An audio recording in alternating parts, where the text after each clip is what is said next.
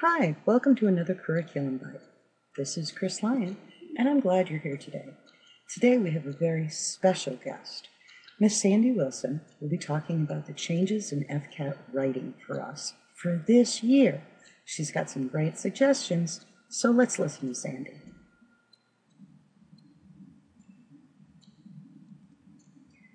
Thanks, Chris. This is Sandy Wilson, and I'm here to give you some information about changes to FCAT writing.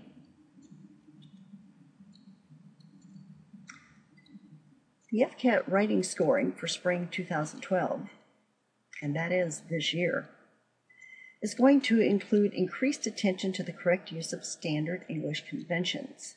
The current rubrics are going to continue to be used, but they will include expectations regarding the basic conventions of standard English. This element has been used in the past, but it has been applied with leniency. Now, I know many of you are saying, woohoo, finally we get to count conventions. Responses will continue to be scored holistically as draft writing, but scoring will be more stringent. And you'll notice at the bottom, to earn a score of 6, sentence structure is varied and few, if any, errors occur in mechanics, usage, punctuation, and spelling. There will be increased attention to quality details, relevant, logical, and plausible support. High scores must include this specific and relevant supporting details.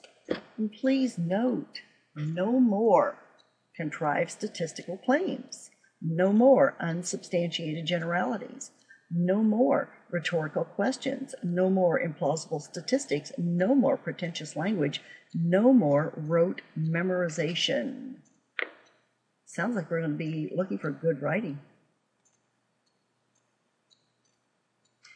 Some information is available at this SharePoint if you wish to get the information in detail, and the link can be accessed by clicking in the description below. Some frequently asked questions about the changes in FCAT writing. A document was released July 15th. There's also an exemplar set for each grade and each score, and this was released July 29. Please remember, these are just examples. They are not to be used for training. The anchor sets that they used to score the spring 2011 FCAT writing have been released. Please do not use these for any training. If you want to look at these, it might be helpful to understand why your students received the scores they did on the 2011 FCAT.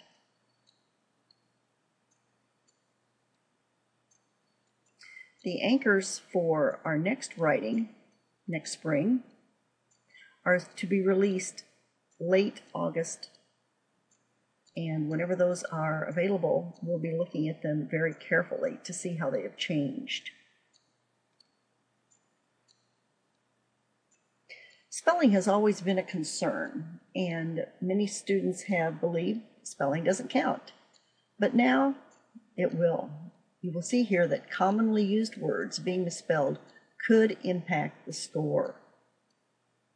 If a student takes a compositional risk by including words that are not commonly used at his or her grade level, and those words are misspelled, the scoring will not be negatively affected.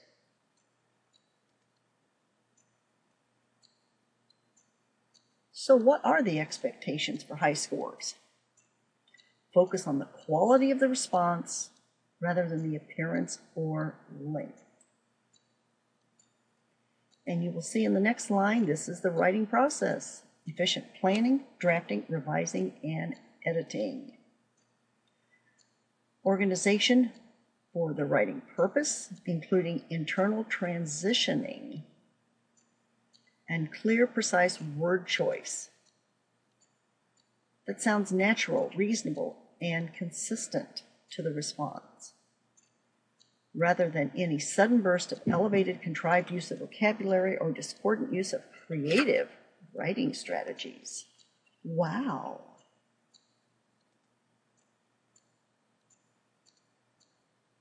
What organizational format is preferred for FCAT writing? There's no specific organizational format. It needs to fit the paper. There's no particular style, number of paragraphs, or organizational structure.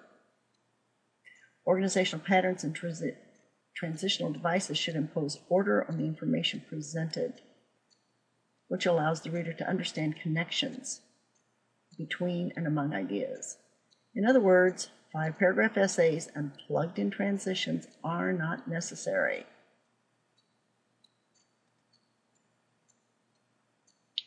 What can I do? First, take a look at the English Language Arts Standards for Writing.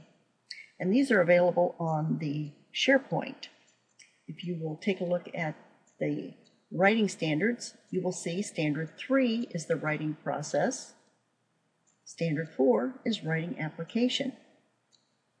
As you look at those, you'll probably realize you teach most of these already and have been scoring their student writing accordingly. But what about demand writing? Now teachers can adjust holistic scoring to be more in line with scoring of other written assignments. That is, more attention to well-developed support, more attention to grammar, usage, and mechanics. If you've had the trait writing, you can easily adapt the scoring to this. Lessons throughout the year to support writing. Here are some things that you can consider doing. Using a writer's notebook and the writer's workshop. Using text models so the students see lots of examples of good writing. Give them some choice in topics. Writing lessons based on student need only. If they all understand subject-verb agreement, don't waste your time or their time reteaching it. They've got it. It's something they don't know. Write toward publication. Various audiences and styles. When students work toward publication, they write better.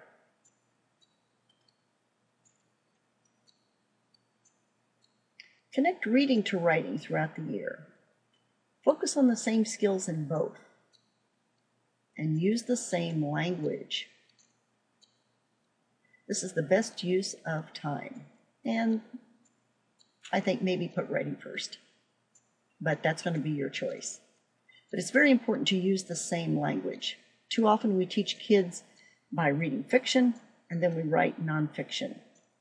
So consider combining those and perhaps teaching skills based on nonfiction while reading the nonfiction.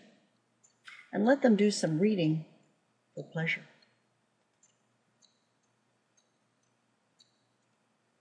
Reconsider saying things like, "You need to know this for FCAT." Oh, not again. But think about doing things like writing every day. Writing with your students, sharing your writing so students know it's important. And let the students know, as Donald Graves says, writing is communication, is the heart of the writing process. Have some fun. Engage your students. What training is available to help me? When the anchor papers for the 2012, that's this year's writing, are released, we will be scheduling a training. We have been told those will be released in late August, so we hope the training will be in September. We will also be scheduling another trait writing. And thank you for your dedication to improving our students' literacy and instilling a love of reading and writing. You are a very, very important component in our students' futures. Thank you.